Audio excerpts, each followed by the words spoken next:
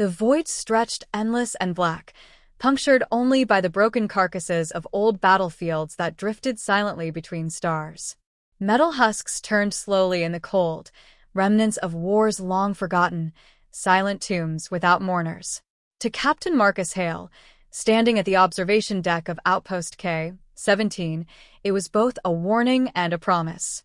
The galaxy was cruel, a place where only the ruthless endured, and humanity had only just begun to carve its fragile space within it. Hale was a tall, broad-shouldered man, his features hardened into lines carved by both time and discipline. His uniform was immaculate, but his eyes betrayed the constant unrest of a soldier too long confined to a listening post instead of a battlefield. He had fought in border skirmishes before, had seen what other species were capable of, yet he carried with him an unshakable conviction. Earth's people were different. They didn't break. They adapted. And that adaptability was their most dangerous weapon. The silence of the void broke with the shrill alarm of incoming traffic. Technicians scrambled at their stations, reports coming through in fractured tones. Hale didn't move, not yet. He let the tension grow, let the crew feel the weight of the moment, before finally demanding, "Identify." The answer sent a chill across the command deck. A Veylith war cruiser, sleek and armored like a blade carved from night itself, had entered Terran space uninvited. The name alone carried dread. The Veylith were a warrior race feared across half the galaxy, their campaigns leaving nothing but ash and submission in their wake. Whole civilizations had crumbled before their conquests. They did not negotiate, they demanded. They did not warn, they arrived. When the cruiser docked, Hale insisted on meeting the delegation himself. His superiors in the Terran Confederacy advised restraint, diplomacy, even subservience if necessary. But Hale knew better. Submission wasn't safety. It was blood in the water. The airlock hissed, and the Veylith entered. They were tall, reptilian beings with obsidian skin that shimmered faintly under the station lights, eyes glowing like embers in a dying fire. Their presence alone exuded menace, every step measured, every motion reminding those present of their predatory nature. The tallest among them, armored in bone-white plates etched with old battle scars, spoke in a guttural language translated through the station's systems. "You will kneel," the Veylith commander declared, his voice vibrating through the air. "Your worlds will pay tribute, your armies will disarm, your species will serve." The silence that followed was suffocating. Diplomats shuffled uncomfortably, whispers rising like frightened birds. Hale did not move. His gaze locked on the commander, unflinching, measuring him as though sizing up a brawler before the first punch was thrown. He saw arrogance there, the kind bred from generations of easy conquest. He also saw weakness, though not in their form, in their certainty. "We don't kneel," Hale said finally, his voice calm but sharp as steel. The Veylith commander's lip curled, revealing rows of jagged teeth. "You will, or you will burn." The delegation stormed out, leaving only the faint scent of iron and the echo of their threat. The human diplomats erupted into chaos, some pleading for appeasement, others too stunned to speak. But Hale stood silently, his thoughts circling back to Earth itself, its long, brutal history, its endless wars, the way humans had fought one another with every weapon imaginable, never yielding, always adapting. If the Veylith thought humanity weak, they had miscalculated gravely. Later that night, alone in his quarters, Hale replayed the encounter in his mind. He had seen fear in the eyes of younger crewmen and anger in the faces of the older ones. Both were fuel. Humanity's enemies had always mistaken its chaos for fragility. In truth, it was resilience. A human pushed to the brink did not break. He fought with a savagery born of desperation. A message arrived from Confederacy High Command. Their decision was as Hale had expected. Diplomatic overtures would continue.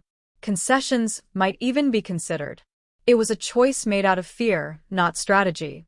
He closed the communique without replying. He had no patience for cowards. The next morning, Outpost K-17's long-range sensors picked up Veylith fleet movements.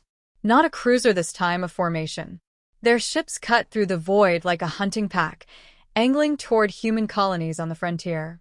It was a display of intent. They weren't negotiating. They were preparing to conquer. Hale summoned his senior officers. Commander Rourke, a grizzled infantry veteran with scars across his face, leaned against the wall with arms folded. Lieutenant Jax Mercer, young and reckless, couldn't hide the fire in his eyes at the thought of combat. Hale studied them both and then addressed the room. "The Veylith don't see us as an enemy," he said. "They see us as prey. That's their mistake." Rourke's lips curled into the faintest smirk. Mercer's fists clenched eagerly. Around the room, nods of agreement spread. The crew might not have the council's blessing, but they had Hale's conviction. That was enough. When the meeting ended, Hale remained at the viewport, watching the stars burn coldly in the distance. He felt the storm coming, the inevitability of blood and fire. The galaxy was about to learn a truth it had ignored for too long. Humanity did not survive by bending the knee. It survived by fighting tooth and nail, by enduring horrors that would break other species. The Veylith had cast their challenge. In doing so, they had made the gravest error of their long, bloody history. For all their strength, all their reputation, they had never faced men like Marcus Hale and those who followed him. His jaw tightened, and a faint smile tugged at the corner of his mouth. If the Veylith wanted war, then war they would have. And when it was done, the galaxy would remember. The first move had been made, the first insult delivered. Now came the reckoning. "You said." The outpost felt different after the Veylith delegation's departure. Whispers haunted the corridors, men speculating on how soon the invasion would come and whether Earth's leaders would surrender before the first shots were fired. Captain Marcus Hale ignored the rumors, but he felt the weight of them pressing against his command. Fear spread quickly in confined halls, and fear was precisely what the Veylith counted on. He would not allow it to take root. Hale began gathering those he trusted most. Commander Rourke was the first to answer his summons. The older man carried himself with the calm of someone who had already stared death in the face too many times to count. His weathered skin, crisscrossed with scars, and his left hand, 2 fingers replaced by crude cybernetics, were permanent reminders of battles long past. Yet his eyes, gray and steady, held no sign of weariness. Rourke had a soldier's soul, unbroken and immovable. "You think they'll hit the frontier first?" Rourke asked as he entered Hale's office. "They've already moved," Hale replied. "Scouts picked up fleet vectors. Colonies in the Vega sector are in their sights." Rourke grunted, folding his arms. "Council won't act until it's too late. Which is why we'll act without them." That earned a grim smile from Rourke, the kind of smile that belonged to men who understood war was inevitable and embraced it regardless. Next came Lieutenant Jax Mercer. Barely into his 30s, he carried the restless energy of youth, his every motion quick, precise, charged with anticipation. He was a pilot of rare instinct, known for flying so close to enemy fire that even his fellow pilots accused him of recklessness. But Hale knew the difference between recklessness and brilliance. Mercer possessed both in equal measure, and that made him dangerous to his enemies and sometimes to himself. "You called for me, Captain?" Mercer asked, his tone carrying that cocksure edge Hale had grown used to. "We're forming a strike group," Hale said.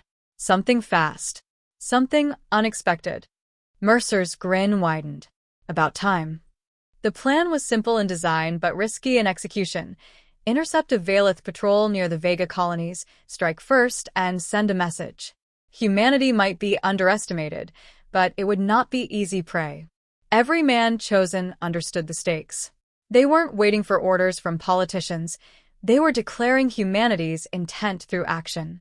The strike force launched in silence, their ships cutting through the void with a predatory grace. Hale monitored from the command deck, Rourke seated at his side, while Mercer led the vanguard. The tension was a tangible thing, stretching thin until the sensors finally pinged. Enemy contact. The Veylith patrol ship loomed ahead, bristling with weapons, its silhouette like a blade against the stars. By all logic, the humans should have withdrawn. But logic was not the weapon Hale carried into battle. Ferocity was. "Engage," Hale ordered, and the void erupted. Mercer dove first, his fighter slicing through enemy fire like a phantom. Lasers carved across the Veylith hull, scattering armor fragments into the dark. Another pilot fell in behind him, the two weaving in a deadly dance that confused the Veylith targeting systems. Hale watched the alien ships return fire. Predictable, precise, clinical. That was their weakness. They expected their enemies to flee, to panic, to collapse under the pressure of their assault. But humans didn't retreat. They pressed forward with terrifying abandon. Rourke led a boarding squad once the enemy shields faltered. Explosions rocked the alien vessel as human marines breached the hull, cutting their way inside. The corridors of the Veylith craft became killing grounds. Rourke moved at the front, his rifle roaring in bursts that sent the reptilian warriors reeling. The Veylith were larger, stronger, armored in natural carapace that turned aside glancing blows, but the humans fought like predators cornered, turning every disadvantage into brutality. They used choke points, ambushes, even their own wounded as bait. The Veylith commander inside bellowed in frustration as his warriors fell to improvised traps and relentless gunfire. He had never faced an enemy who fought without hesitation, without fear, without the instinct to preserve their own lives above all else.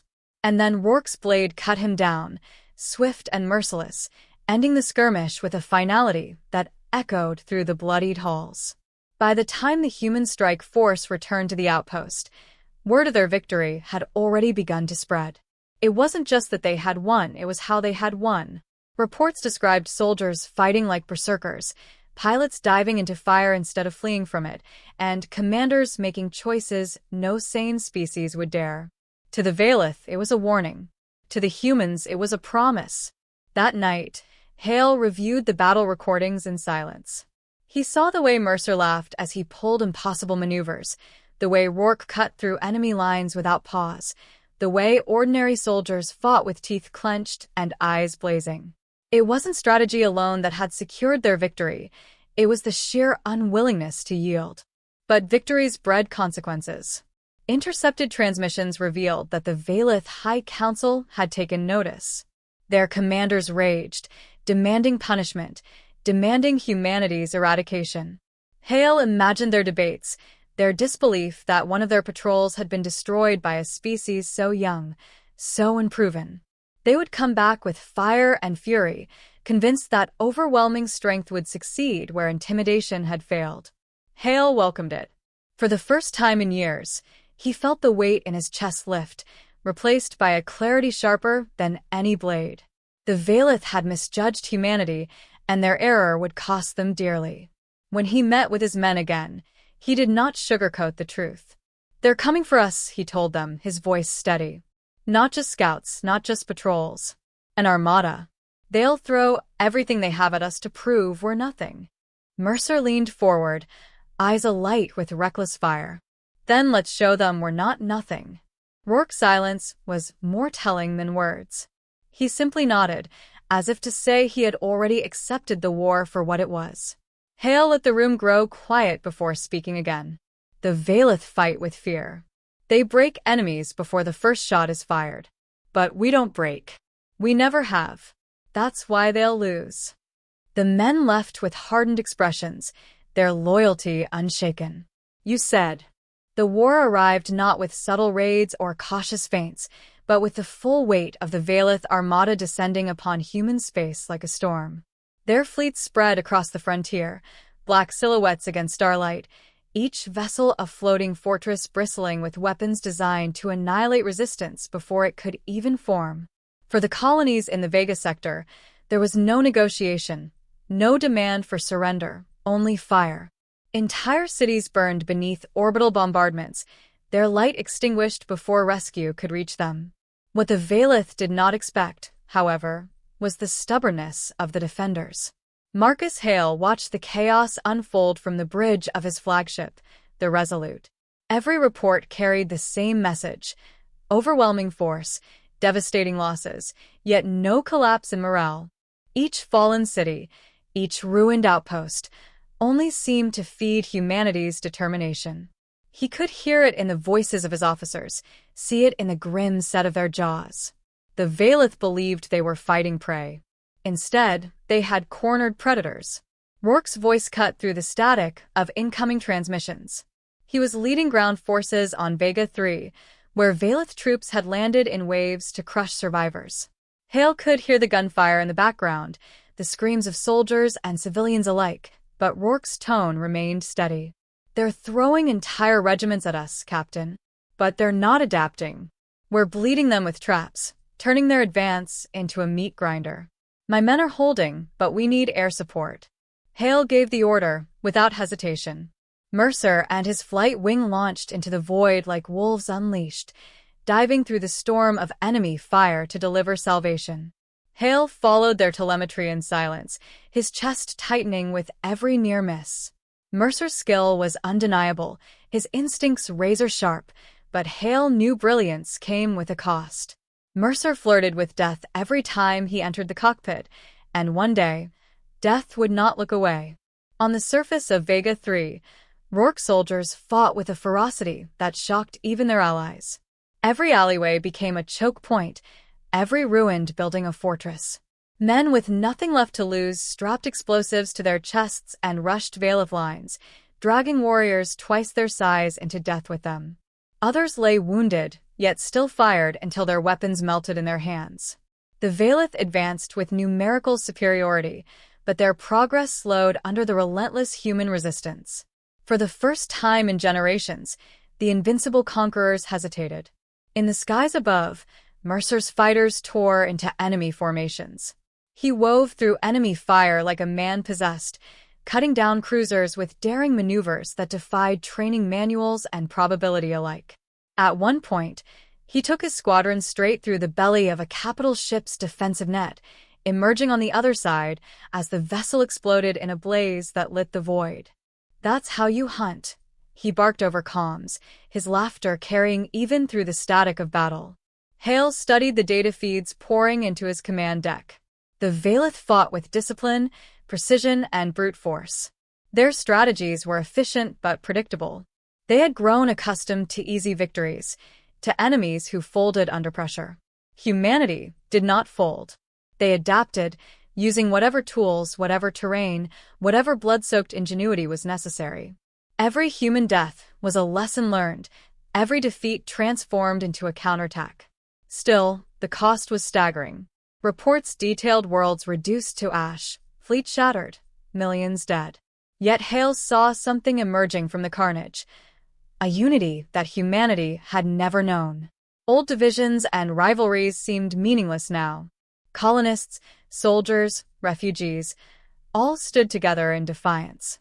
The Confederacy, once fractured by politics, was beginning to harden under pressure into something stronger, something unyielding.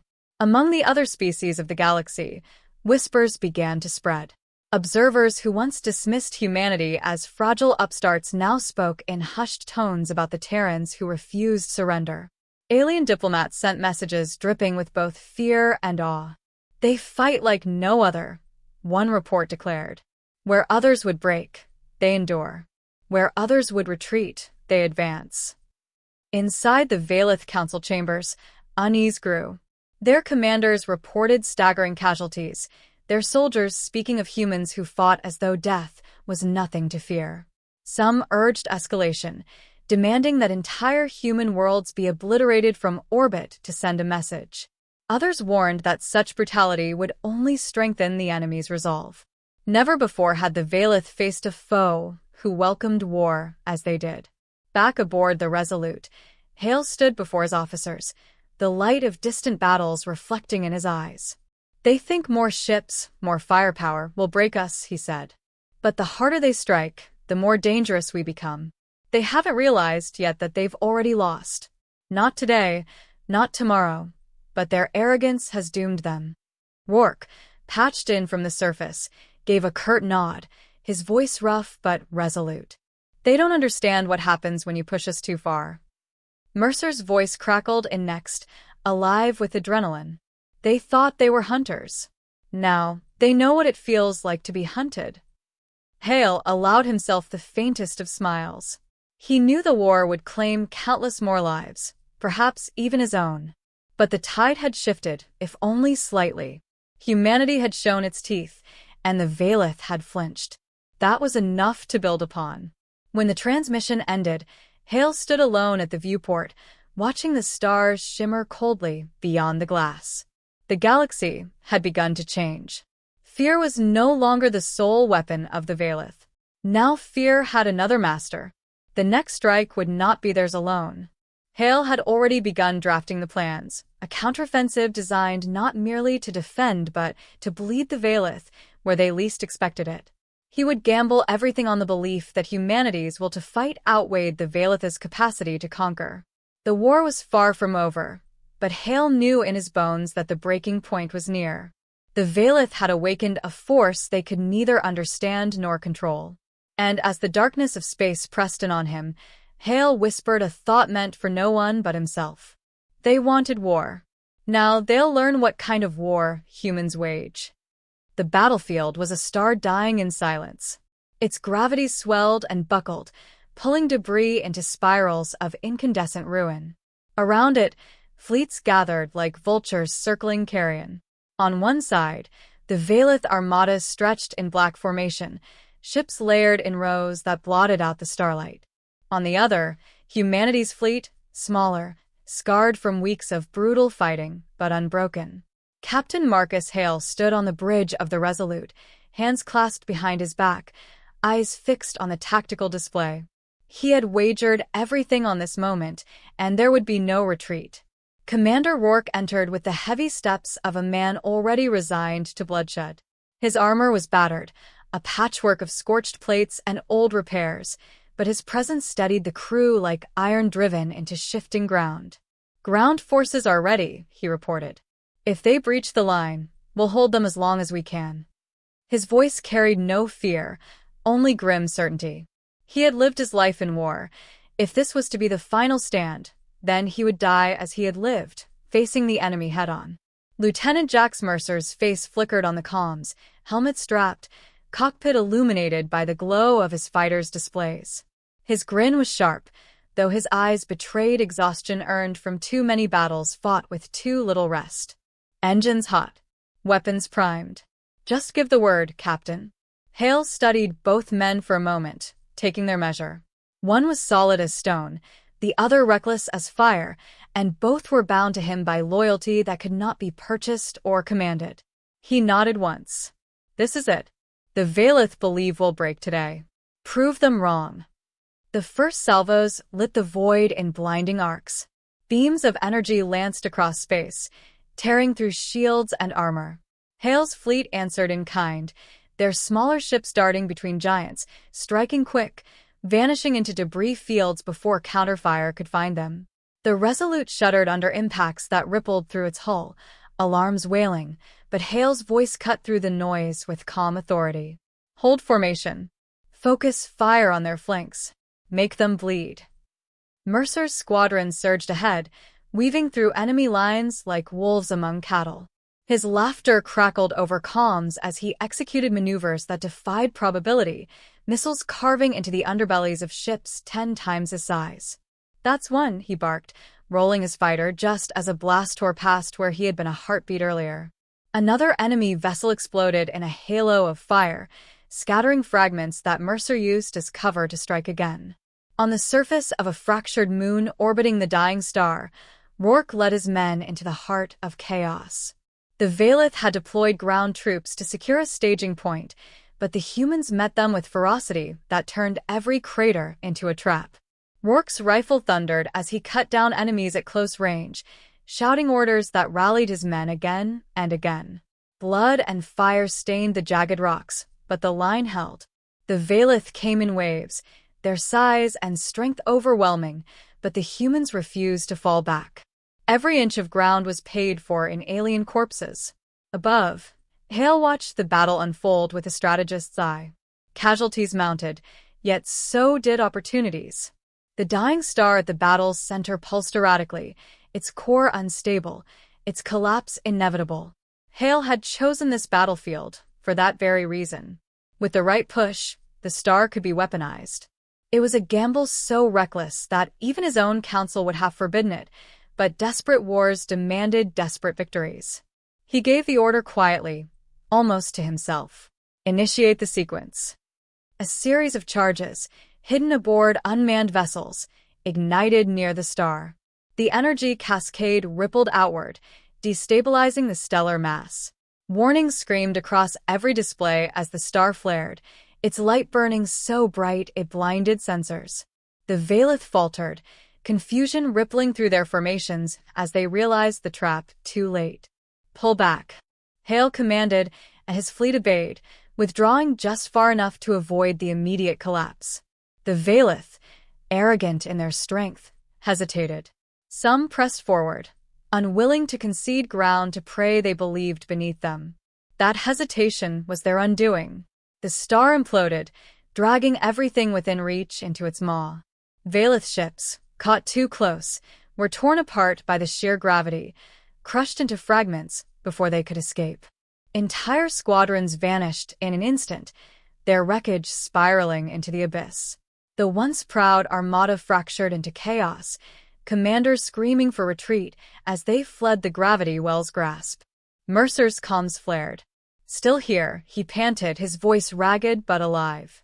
His fighter limped back toward the human fleet, hull scorched, but spirit unbroken. They didn't see it coming. On the surface, Rourke dragged wounded men to cover as the ground quaked beneath them, the moon cracking apart from the stellar collapse. He looked skyward, watching the Veylith fleet shatter, and for the first time in years, he allowed himself a fierce grin. "They're running," he growled. The battle ended not with surrender, but with retreat. The Veylith survivors scattered into the void, their aura of invincibility shattered.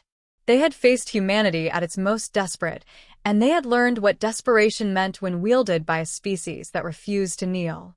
Silence returned to the bridge of the Resolute. Smoke hung in the air, consoles sparked, crewmen moved with weary relief. Hale stood at the viewport, his reflection faint against the backdrop of ruined ships and the dying star's afterglow. He could still hear the echoes of battle, the laughter in Mercer's voice, the thunder in Rourke's rifle, the unyielding will in every man who had fought. He did not speak for a long time. When he finally did, his voice was quiet but sharp, meant for no one and everyone. They thought we were weak. They thought wrong. They just picked a fight with the deadliest species in the galaxy. Word of the battle spread quickly. Across the stars, alien empires whispered the same refrain. The Veylith had bled, and it was humans who had cut them. Fear shifted, no longer bound to the old conquerors.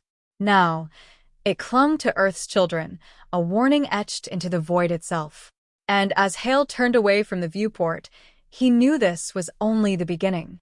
The Veylith would come again, pride demanding vengeance, but they would never again face prey. They would face predators sharpened by war, united by survival, and relentless in their defiance. The galaxy had changed. Humanity had claimed its place. The reckoning had begun. "You said,"